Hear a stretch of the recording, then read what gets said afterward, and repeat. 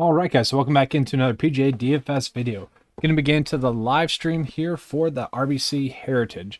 I'm going to be going over kind of some of the fades here because I didn't do a video for that this week, as well as the sleepers and values. Also going to be touching on some of the ownership plays, and pretty interesting ownership-wise for this one. We could kind of start off with ownership if we just want to start off with that. Abraham Answer makes a ton of sense there. Will Zalatoris, I do want to start off with him as a freaking fade, okay? And let's dive into that right now. So Will Zalatoris, okay. He's going to check the boxes stat hit-wise. He's going to check the box recent form-wise. The thing that I'm worried about with him is that we always talk about these golfers that are like building up to something. A perfect example of that would be someone like Will Zalatoris, okay? Not Will Zalatoris, Harris English, where, we were on him forever. And then he finally won. And then obviously there's going to be some sort of natural regression. I somewhat worry about that with Will Zalatoris this week, where everyone was made known to who Will Zalatoris is, okay? Very popular now. He's not like casually getting missed because it really seemed like people were not focusing on the season that Will Zalatoris was having. Maybe that extra media time, maybe that extra attention gets to him, okay? Not saying he's a bad play. I'm just saying I'm kind of worried about him. Kind of a bold fade. A little bit worried about his ownership. That's what I'm going to start off with. Kind of crazy, though, because to me, he's been the best golfer so far this season. We always talk about consistency here. He's been one of the most consistent, if not the most consistent golfer. I would say he's been the most consistent golfer this season. What his worst finish was at Pebble Beach. Everything else has been, top 30 or better pretty much, and showing up at the Masters, at the Players. Kind of tough to beat that, especially given his price point. We're always looking at it from a value aspect. So let's talk shot shapers. No, let's not talk shot shapers at all. I got this question in the Discord chat, and I didn't really understand that. And that I kind of use Will Zalatoris as an example for this as well. Is that if you're hitting your ball, you're hitting your ball. You don't have to shape your shot. I don't really get where that's coming from. This is a course where you have to hit your shots. And if you do that, you're going to be fine. Sure, Bubba plays ball at the Masters because occasionally he can shape his shots. That's great. But there's a ton of other players at the Masters, for example purposes, that as long as they're hitting their shots accurately, they're going to be good to go. So that's exactly what's going to happen this week. So you don't have to worry about shaping a shot. Yeah, I mean, sure, if a player can do that, if they're in that much control of their golf ball, great. It's not something you can predict prior. I mean, that's just crazy to me. But let's just look at some of the ownerships here. I'll zoom back in here.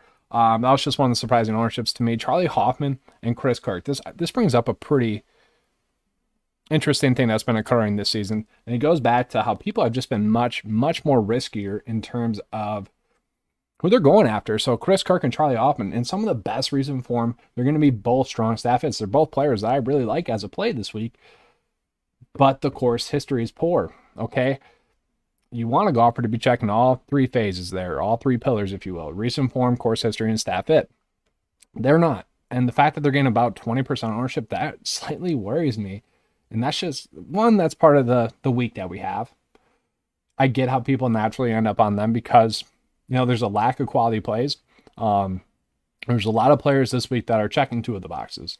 And that's just kind of the theme. So I get it. You just naturally end up on someone that's playing the best. And that's obviously Chris Kirk. But it's kind of scary to me. And that's just really been the theme this year, is that those two players are looking like 20%. That's pretty crazy.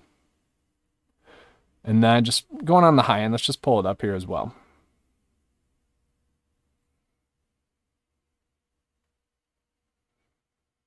Oh, I don't even have to sort it. So like Webb Simpson, that makes sense. Quality play. Matt Fitzpatrick, that makes sense. A lot of people are really going with the narrative approach though with him. He came here a lot as a kid apparently. Familiar with the course, and obviously just kind of surprising that he's getting talked up that much. Siwoo Kim, this was another one that really shocked me here. So Siwoo Kim, looking like 17% ownership.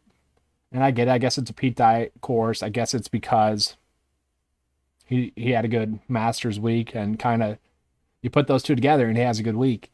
on this week, but it seems kind of crazy for 17% for him. That's just a little bit shocking to me. But that's really it. Nothing too crazy ownership wise. It's kind of all where I would have thought. Brian Harmon I probably would have thought would be a little bit higher, but Abram Answer, kind of the clear cut mispriced play, makes a ton of sense to me. A little bit late. That's all right, man. We still got about 23 minutes here, so definitely get those questions in if you have them. But I do want to talk about some more fades here as well. I kind of mentioned Siwoo Kim. I'll pull him up here. I don't want to be someone that says like, oh, I'm paying this person because of ownership, because that's just stupid. That's the dumbest thing ever. You fade someone if they're a bad play. That's pretty much it. You might change your ownership level to someone because they're getting talked up, but you don't like just naturally fade someone because they're too chalky. So this is Siwoo Kim. Siwoo Kim course history, mixed bag of results here.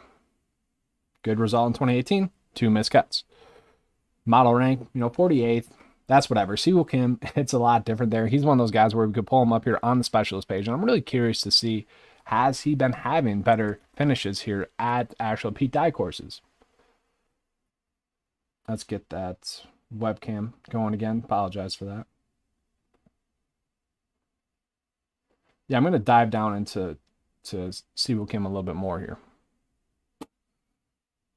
We're just going to look at Pete Dye courses.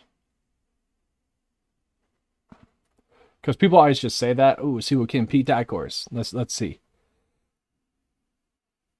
So win 9th, 56th, and 23rd so far this year. Yeah, I can't really argue that, I guess. Got to win, got a top 10. That's pretty good. Getting worse, I guess, if you will. I get it, I guess.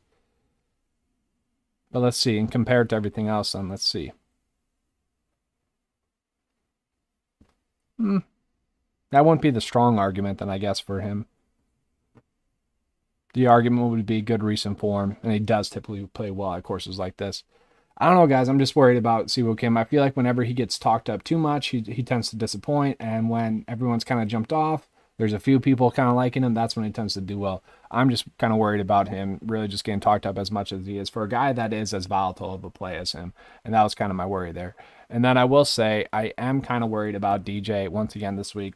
We kind of really talked about this a lot on the Discord chat, though, with DJ, is that he is such an elite player, and what makes him an elite player is the fact that, his bad weeks are not as bad. And how long it takes him to get back to the elite level is not as long as other players. And that's kind of what separates him. So the fact that, he's going to have one of these awesome weeks and his game's going to be back here shortly, that's going to happen here. That's going to happen next tournament or 2 tournaments from now. Is probably going to be a top 10 play then. I'm just worried about it this week. He's going to have that mental edge off of not being the defending champ. He kind of had that. He didn't really have a 2-day vacation because he had to give Hideki the jacket. He still had, obviously, his champions tasks. That's not the word I'm looking for, but being a champion at the Masters, obviously you still have some stuff that you have to do throughout the week there that at a normal tournament you really don't have to do. So, it's not like he could have came here before, but still going to be a top 10 play in the model. Once again, I don't think that he ends up finishing or paying off his price point. And that's kind of why he's a fade to me. Don't really feel good about that, but that's just kind of the week that we have. There's going to be a lot of plays that make a ton of sense. There's going to be a lot of plays where you can talk yourself into. That's just the week that we have. Kind of, it's really crazy. Top down, just a freaking crazy week as a whole. I do want to mention Troy Merritt for a value, though. So Troy Merritt, 6.2. He's made 10 out of 16 cuts on tour, I believe, this year. He's not really anyone that's going to be popping too much. Everyone knows how much I talk up Troy Merritt here, but made cut in 2020, top 10 finish in 2018. Let's look at his recent form. It's not good. Really not good, especially as of late. But 6.2 for a guy that, if he does put everything together, he can give us a top 10. I don't mind that. He's kind of my Siwoo Kim. He's my version of Siwoo Kim pretty much, because he's a guy where he does have these random weeks where he goes out and gets the top 10. Never going to really pop stat fit wise, and if he does start to pop stat fit wise, then you better watch out. But 6.2, that is something that kind of caught my eye, because I do expect him to make the cut. Just something I wanted to mention to you guys there. Someone like Scott Piercy, I could see making the cut as well. Don't love it, but once again, someone that does rank out decently well, top 40 in the model, to get him at 6.3, that's pretty good. You feel pretty good about that. We're expecting him to make the cut. Made the last 3 cuts here. or on the tour here, and then he's made 2 out of his last 3 cuts here with, some pretty good finishes there. Obviously back then, what was it, 2019? That's when he was our boy. That's when we played him pretty much every week because he was popping Stafford wise back then. Obviously, he's not doing that now, but don't mind him. Doc Redman sleeper. Doc Redman sleeper. Let's see.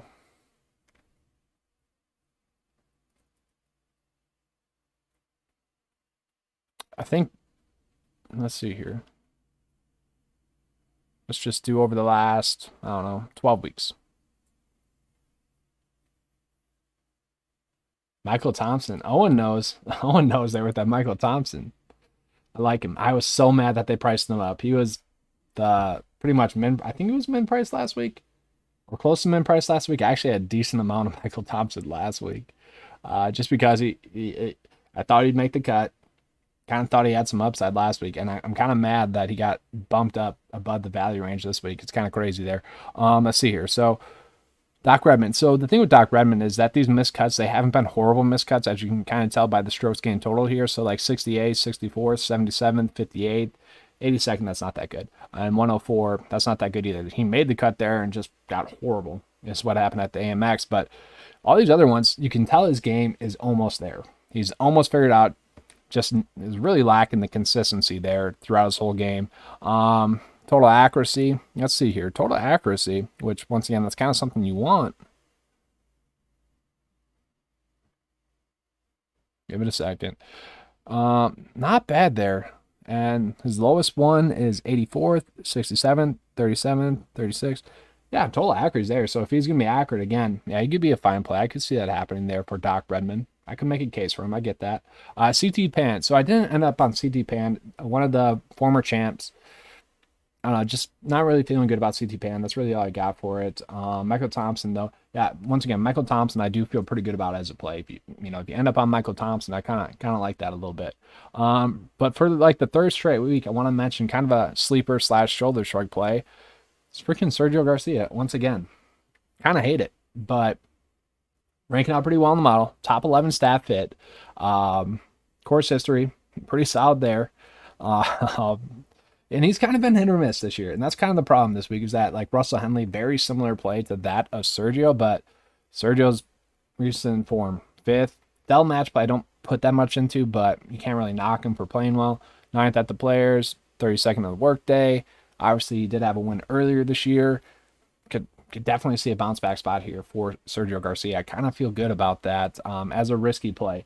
You shouldn't go crazy with it. I didn't end up on him, but I could definitely see him going out and winning. It's one of those plays where you don't want to go out of your way to make him happen in your builds, but if you do end up on him as the last person in your build, you kind of feel good about it. You kind of like your upside there. So Sergio's ownership, let's see.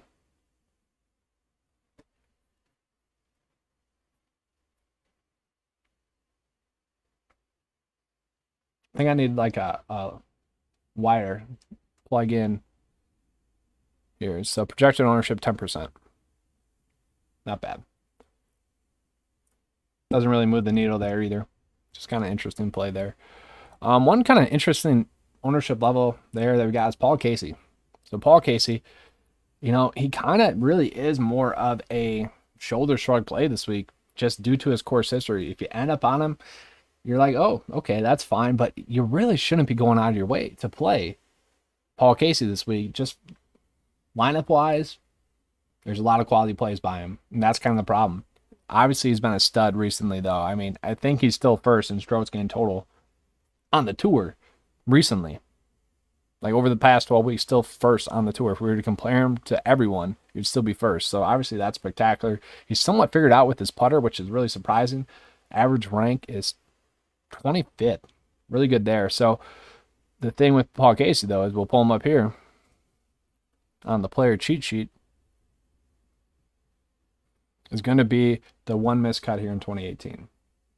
That's the worry there. It's like you really feeling that good about Paul Casey. And, he is maybe starting that downward slope there. Obviously, this wasn't going to last, but I don't know. This is a lot of a week where you need to trust your gut. And I love Paul Casey. I always play Paul Casey. I'm playing him this week.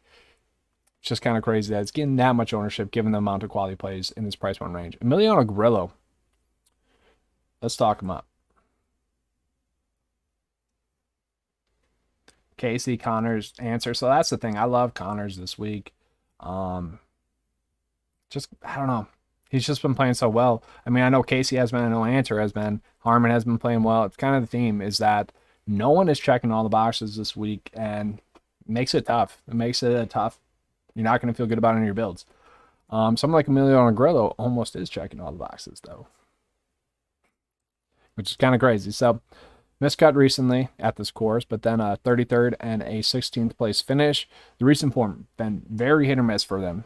3 miscuts, but he also has a top 6, top 21, and 11th, and then 22nd and 37th. And I know some people out there would probably discount him for the finishes at the Puerto Rico and the Corrales. Good golf is good golf, okay? It just is. Now, sure, maybe those finishes would have been like a 20th place finish and a 15th place finish, but good golf is good golf. Like, you can't penalize him for that. That's just dumb if you do that. Stat fit wise, top 5 stat rank play. We can kind of see it. His lowest stat is strokes gained tee to green, 46 in that. Everything else is pretty solid. He's an accurate golfer, doesn't make many mistakes. He's a play that I do like. I did end up on Grillo a decent amount this week. Let's see here. How much Hoffman are you going to get in Kirk? I've honestly struggled to end up on them, which I dislike because I've been on those two a ton. Kirk has been my most owned player. I just hate that I'm not like really ending up on them, and that's going back to the point of if we're going to make a risky play, might as well just play a value play. That's essentially the same play. Obviously, Kirk has been playing spectacular. The course history here is horrible, guys, though. 1 made cut, and it was a 55th place finish. This isn't like the other tournaments where we're playing Kirk, where 1, he was kind of going under notice when he shouldn't have been, and 2, he had pretty good course history in most of those events, or at least some course history to hang our hat on. Recent form has been, obviously there for him. We've been crushing Kirk this season. I love the price point. Good stat fit, top 20. We like that as well. I wish I was going to be on him more. Charlie Hoffman, pull him up here as well. I really hate that this is the week. Even on like the going back to the Corrales or the Puerto Rico Open, we can always find someone that really separates themselves, given their price point. DraftKings did a great job with their pricing this week in the fact that, we still have doubts with plays like Charlie Hoffman and stuff. That's the worry there. Charlie Hoffman, top 20 in the model. Course history rank, though, still not good. 1 top 25 finish, 2 miscuts, 43rd place finish. That's not that good. Yeah, but he's been pretty elite. I mean, if we were to pull up and compare, I guess, Paul Casey, Kirk, let's pull those guys up. Hoffman, and then we'll compare him to like DJ and Cantlay, which is kind of unfair because we don't have the Valero Texas stuff in there. It's stupid. Or the Master stuff, really, for strokes gained total. It's stupid that the tour doesn't have that, but it's kind of how it is. All right, so Patrick Cantlay, and then just we'll pull up Webb for comparison reasons. So over the last 12 weeks, let's see which ones are, or who has been the best. So we'll just sort it by strokes gained total. So it goes Casey, Hoffman, DJ, kind of surprising there, Cantlay, Kirk, Webb. And I think Webb's the best play this week. Kind of crazy there when you look at it that way. Past 12 weeks, Hoffman's been the second best, and then Kirk has been top 5. So let's see here. Is there a 9 to 5 contest? I don't really do those. I could easily do the contest. I don't know. I don't want to have us taking money from each other. Like I don't like to make bets with friends. Kind of a weird thing to say out loud, but I don't know. I just don't get that much enjoyment out of it. If other people get enjoyment out of, I guess, playing against each other, they can, but I don't want to say this, but the style of play that like I give out is so that everyone can have a good week, or at least an above average week every single week. So it's tough to like have contests out there for that, like a 9 to 5 contest for DFS purposes, because I feel like everyone will play the same stuff, and then maybe because of that, people would make dumb lineup processes, and I just don't want to promote that. I mean, I could do it. I don't think we're there yet, though. I don't want to do that just yet. Let's see here. Poulter has great course history. So Poulter and Kuchar, they both have great course history, but they both have sucked recently. I thought Kuchar might be able to find a way to make the cut last week, mostly due to his price point. He didn't. Let's see here. So Ian Poulter, yeah, spectacular course history. And then Kuchar, pretty strong course history as well. This was really the start of his downward trend last year. Was after that COVID restart. Matt Kuchar's game just kept going out the door, and it hasn't stopped yet. I thought it would bounce back maybe last week, and it just hasn't happened for him. If I were to choose one of these two, it would be Poulter. I didn't end up on Poulter, but if you do, I can't really blame you. You know, at the Masters, top 26 place finish, which was really shocking. The Dell, you know, you don't put that much into it, but maybe he found something there. He could have. Then 2 missed cuts, and then 26th and a 35th place finish. You know, he might have found something there in his game at the Dell. Let's see here. Lucas Glover or Adam Havon. I love Adam Havon this week. I'm going with him. Shane Lowry week. It could be a Shane Lowry week. Don't love it though. Yeah, I mean Shane Lowry for me, he'd be a quote unquote shoulder shrug play. You end up on him, you don't really hate it, but you don't really love it either. Let's see. 8.5. Not great. Top 21 in the model. That's not bad. Course history has had some upside here. 1 missed cut. Recent form wise, not bad. You know, his stats actually would say that he's been playing a little bit worse than his recent form. So I kind of get that there. That's very interesting to me. Now, he's a player that I did think long and hard about. Just couldn't end up on him. And I hate to say it, but that's really the theme this week is that across the board, there's just so many good plays. Like if you're max entering this week, you're using that 9-5 lineup builder. I'll just do it real quick, I guess. My strategy this week, obviously I'm going to put a little bit more into it, but this is going to be the strategy for me this week with my max entry lineup process. 150 lineups. Send that bad boy at 20% max exposure, and we're going from there. That's what it's going to be.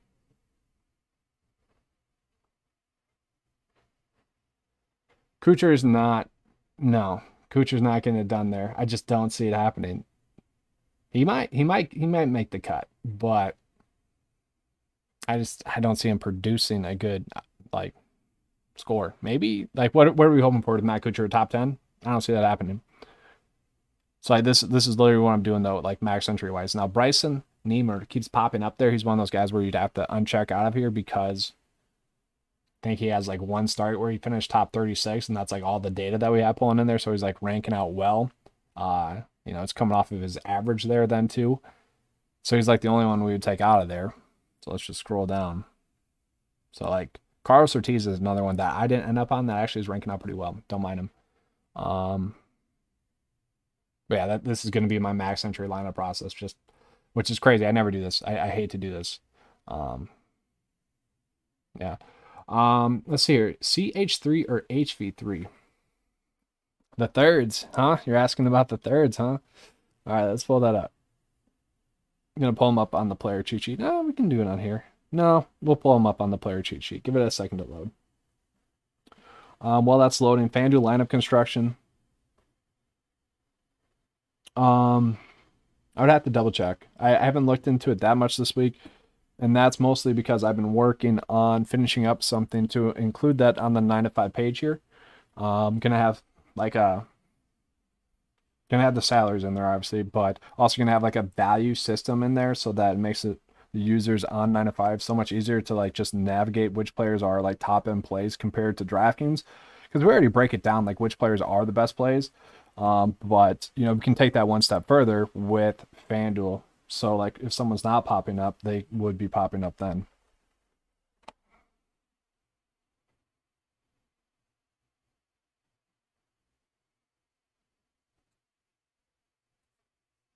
All right, so HV3, and then we're going to be getting out of here in about 5 minutes. Have we talked about Hatton? We haven't talked about Hatton just yet. I'll pull him up here after this. Let's see here. So, HV3, top 70, Charles Howell III, 82nd ranked play. Not good. Not good there.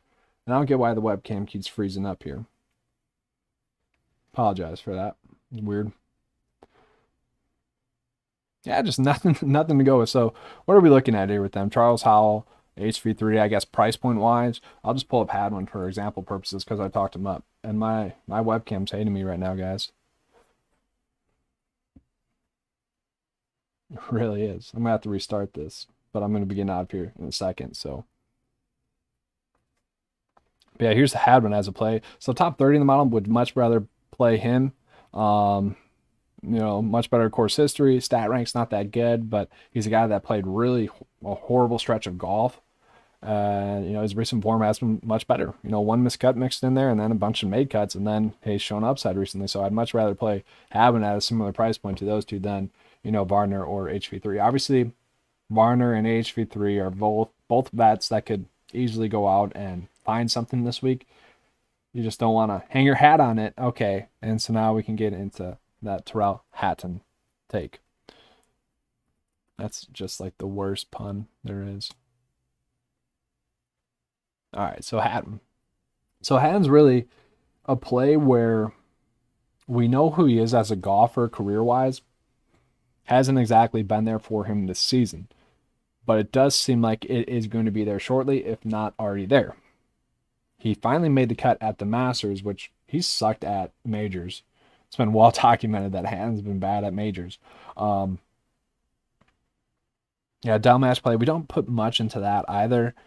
Players miscut, and then, two decent finishes there.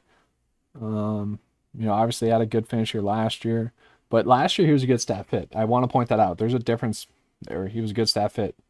Did we go over weather yet? I can check weather. I haven't even took a peek at weather, to be honest with you. Since Monday, so I can check and see. I'll pull that up.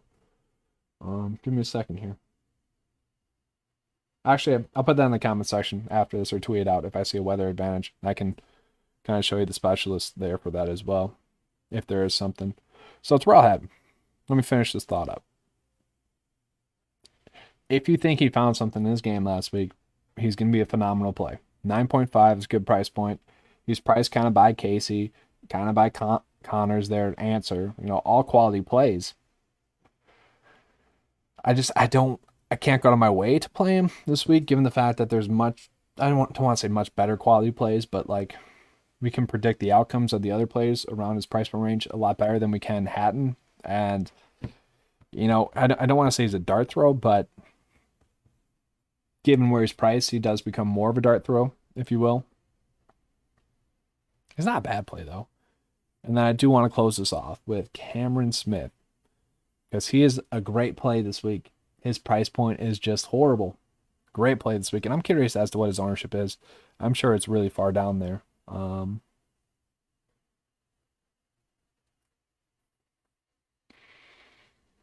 So yeah, it makes sense. So guys, if you were going to try to gain some ownership leverage, obviously it's going to be really low owned this week, but given the amount of quality plays that there are lower down, he's not a bad play. I think he's just as likely as some of those other guys like Connors, if you will, Casey, like Fitzpatrick, Morikawa, Webb Simpson, to go out and get a top 10 this week.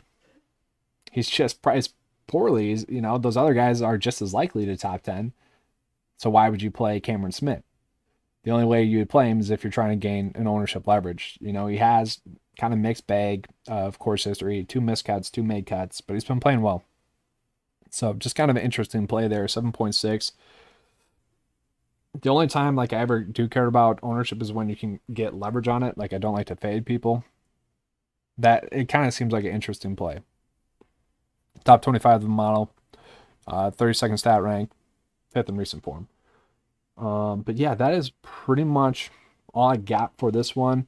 We'll be doing that round 2 preview, the round 1 recap, where hopefully we'll go, I think it would be 8 for 8 hitting the winner after round 1, which is kind of crazy if you think about it. Having the winner in our top 10 after round 1 is pretty good. I didn't even realize that Hideki was in there until I went back and watched the video because I was curious. I'm like, did we keep that streak going, that 100% streak going? We did. He was 5th. Kind of glanced over it. Kind of wish I would have saw that and went off on it. I was like, no, Jordan's right there. He's going to win. Who else was there?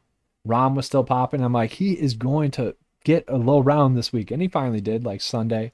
And I forget who else was up there. There's like Webb Simpson was up there. I forget. Then like Zalatoris was second still. Xander was like seventh. And I just glanced over Hideki, and sure as shit, he got it done for us. That was kind of a fun victory there for Hideki. But that's all I have for you guys for this one. If you do have any more questions, get that in the comment section. I'll be happy to help out. It's been a let me do the end scene here, and I'll finish off. It's been kind of an interesting week just because I have been working on some tools, working on that FanDuel stuff where it should be a little bit more predictable.